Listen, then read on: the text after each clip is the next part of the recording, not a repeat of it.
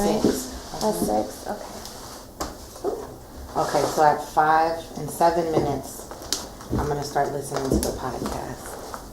Hey, so we're eating. We have Japanese food. Yes. And we're just going to talk for a little bit about some fashion. Then we're just going to have girls' time after just that. Be ourselves. Yes. So let me ask you, F, marry, kill. Sustainability. YSL or Marc Jacobs. You're asking me to choose? Yes. Sustainability. Okay. Yeah. All right. Next question. Working as a indie designer or working for a large fashion house? So, working as for my own brand. Yeah. Oh yeah, myself. Yourself? Why? One, I want to eventually get out of the construct of working for a corporation. And then 2, I don't want to, I think it's almost time for me to have my own table. Okay. It's time for me to have my own table. So for those that don't know, Naika she has her own clothing line, which I had stated before, but she makes beautiful clothing, and she made my favorite piece that I wore to a Disney premiere, and I'm like, I just want Naika to... You look so amazing. Oh, thank you. I'm like, I want Naika to come out with a new season. So what is in store with that? I have so many different ideas, but I have materials. I purchase material like crazy, so maybe like $500 worth of material. And it's all dead stock. And I'm just honing in on like 10 pieces that I have in mind. So I'm seeing skirts, I'm seeing long, short. But I am getting an itch to, so, I'm Caribbean. Yes. Caribbean women, Haitian. we don't like to wear clothes much, do we? And I have an itch to make something like a collection that is more, I won't say provocative, but it's more sheer materials. I love, like when I go to Carnival, I love adding bands to my thigh. So things like that people would say is provocative, or I could literally wear that and hang out with my male friends like, yo, what's good? Like, and just be that person there looking at me like, is she really wearing this? Do you really have on the see-through shirt? And I'm like, oh, I do. I forgot. Like, you know. Yeah. So I just want to create a collection like that. And I love clothes. I like being naked. It feels good. Yeah. I love it. And then I think of the whole Euphoria. I think that Euphoria did something for creatives. Like, watching it, seeing them put the pieces together, the makeup, it really did something to my spirit. It did. I agree. It was just very innovative in a sense, and just took a style and made it its own. And it was so relatable. I was like, I love this. And the makeup was like messy, but put together at the same time. It made me have a little bit more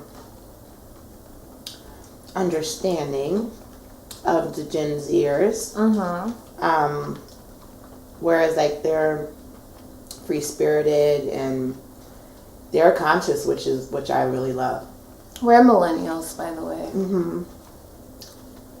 We act like we're Gen Z. Yeah. Yeah. It's so funny. My students are always like, I'm like, I can be your mom. They're like 20. Teenage mom. They're like 20. So I always think about that now. Yeah. I'm just like, ugh. But I wish I would have had a child at 16. Sometimes I'm I like, know this sounds bad. which is so bad. Because, Yeah. Don't have a child at 16. No. But I would be able to just live my life at 36. That's true. Mm-hmm. So I think about that often. Yes. My mom was not having that, so that was not an option for me. No, mine wasn't either. Yeah. What do you think about sustainability in makeup? I love it. I love the packaging. Now, this is my thing because we work with all of the major beauty brands. So, new, up-and-coming brands. You can follow us on LinkedIn, but that's not a plug because we're talking about something else. But so many brands, and I'm seeing like how serious they're taking packaging and sustainability.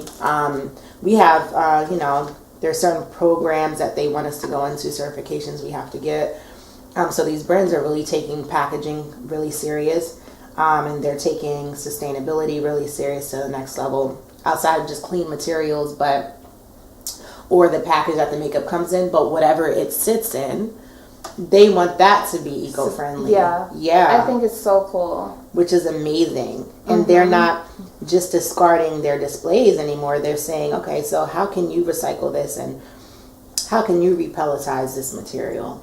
Yeah. And it makes people get more creative because they have to make the same thing that they already own into something new or repurposeful, which is great. Yeah. Yeah. What do you think about, I recently made a TikTok video, it's not out yet, but I made a TikTok video about therapeutic fashion. Not therapeutic like incense and stuff like that, but like actual clothing for therapy, like wear this piece of item instead of taking anxiety medication. How do you think that can tie into sustainability? I think because sustainability is also about people and mental health is a part of sustainability, I think that would be a great way to tie in, or even different colors, right? Yeah. So when I think of myself, when I have like, these sessions with my therapist, I'm always thinking to myself like, so how does this tie in with what my certain chakras, right? And then I say to myself like, okay, so that's yellow. I want to wear yellow today. Right? So I'm like, okay, so I want to focus on my throat chakra, or let me wear blue or something like that, or like my crown chakra, let me wear it. So I like to do that. When I know that I have issues with my root chakra or my heart chakra, I'll wear that color. So I'll say, like, let me wear red underwear. Yeah. And I'm just like, okay, because it's the colors, it's not just about like eating or like eating a carrot. Orange. Yeah, because you're saying orange, and so when you need to heal these chakras, this is what you're doing. I think that's amazing that brands are doing that. I agree. And the other day, actually it was yesterday, I made a few TikTok videos, and I was like, I feel like a green girl today. Like I have my green matcha and my green cup. I was like eating green okra. I was like, I just feel green. And I wore my green dress because that was like the vibe. And come to think about it, green is for the heart chakra. So I maybe I needed to open up my heart, and green was the wave for that day. Yeah. But I do get into that. I do get into colors for therapy. And I talked about in the video how there's different fabrics that you can wear that can help soothe you, and I brought up lyocell because it's my favorite fabric after I wore that outfit. It's so soft, it's so comforting. I feel like that could be a new facet of the fashion industry, kind of like athleisure. Yeah. I feel like lyocell is so lyocell in the summertime, when you put lyocell on, because it comes from wood chips, in the summertime, it makes you cooler. In the winter, it makes you warmer. Yeah. Interesting. So it plays with your body temperature, just like a tree would, right? Because they have to survive in different temperatures or different climates. So lyocell, that's how that works. And I just love the material. I have like so many swatches I would just go and feel and they make me so happy. And I have this new material that I'm going to show you, that I'm going to plan to use it for like skirts and tops, and it's knitted. But I feel like certain materials will make you, maybe because I'm like really obsessed with fabric, certain materials make me feel better than others. Right? They make me feel more warm or homey. If they itch or it makes me itch, I'm just like, this is not for me. How soon can I take this off? Material, I feel like if you go out a lot to public events, material that you wear on your body is extremely important, because it will exacerbate if you're already feeling a little anxious and you're wearing material you don't like, or it can be soothing if you are anxious, or if you're already calm and you're wearing such a nice material on your body, or something that fits really nicely on you where you're like comfy. It can make a big difference. I agree. And you're likely not to throw your things away if you like the material. You keep them. Yep. Sorry, I'm like... No, but this food is so good. We're eating Japanese food from this spot in Brooklyn, and it's so tasty. It's my favorite spot. It's so yummy.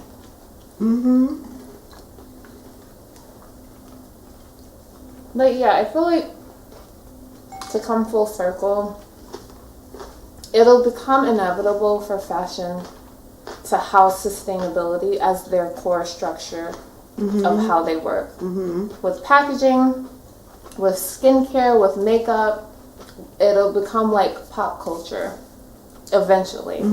At the rate that the earth is going, that needs to be the case.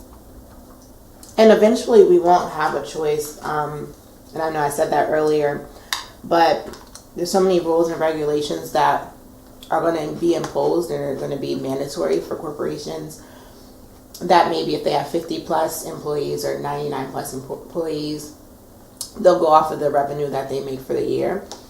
Then you will look at those taxes. So you can lie or think that you can lie, but you won't be able to eventually. And I think that is what a lot of brands they're starting to speed up the process. In the smaller brands, you would think that the smaller brands, it's harder for them, but the smaller brands are actually doing the work. They're doing a lot of the work. I would say the brand that I work for, one, I love the brand. I love where I work so much. And it's because of the people there and how much they care about sustainability. The founder, the president, CEO, they care about sustainability. They don't just care about the environment, they care about how they treat people. Yeah. They care about the resources that they're providing people.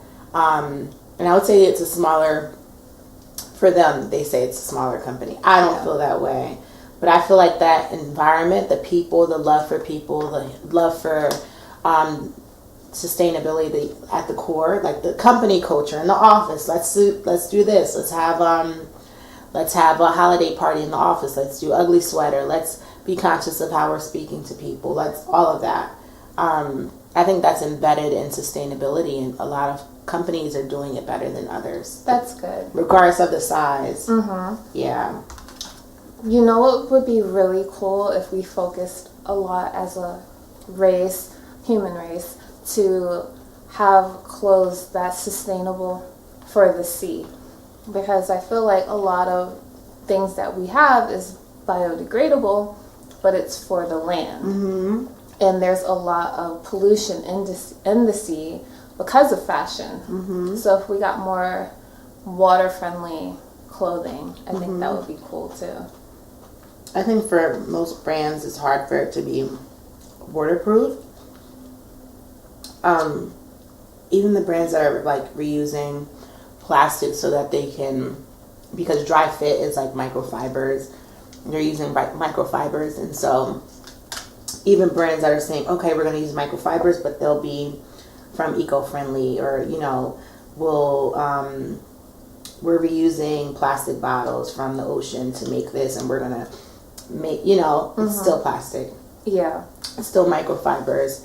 I wish that people or swimmers or people in the space of like aquatic sports can actually just wear shorts. Just wear Speedo. You don't have to It's do cold that. in the water, though. I know. I know. It's freezing. I know. Oh my gosh, I'm about to choke laughing. Don't laugh and eat. Okay, last question. Actually, you asked me a question for last question. Does it have to be sustainable fashion? Yeah, somewhere in fashion. Let's see how much I know, or what I know. What's your least favorite brand and why? Not aesthetics, but what they stand for. Oh, okay. That's a really hard question. My least favorite brand right now is Balenciaga.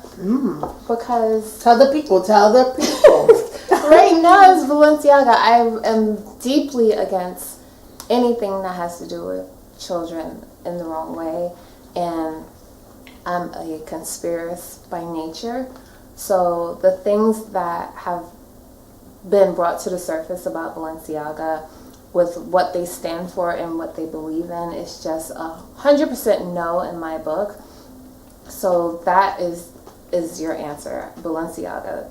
They had their campaign with the kids, and I just did not like that with the teddy bears. And then Denma and the other girl, I can't think of her name, her Instagram was very sketch and creepy, and it just goes down in a rabbit hole. And Did I you see the don't sign? Oh my goodness. Aww. Did we see the signs before? I didn't, because I didn't pay much. I'm gonna let her answer and clean my shit. I didn't pay much attention to the brand as much as I am now with all that's going on. But honestly, I also did, because some of their stuff has been dark for a while.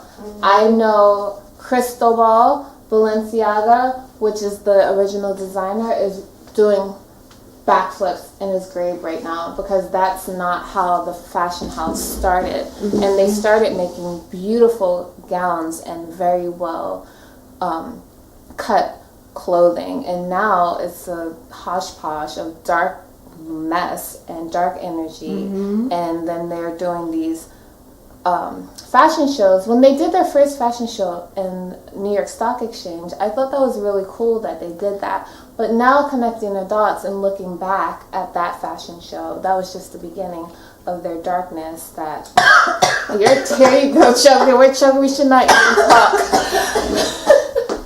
It was the beginning of their darkness of what they were trying to push in their agenda. So that's your answer.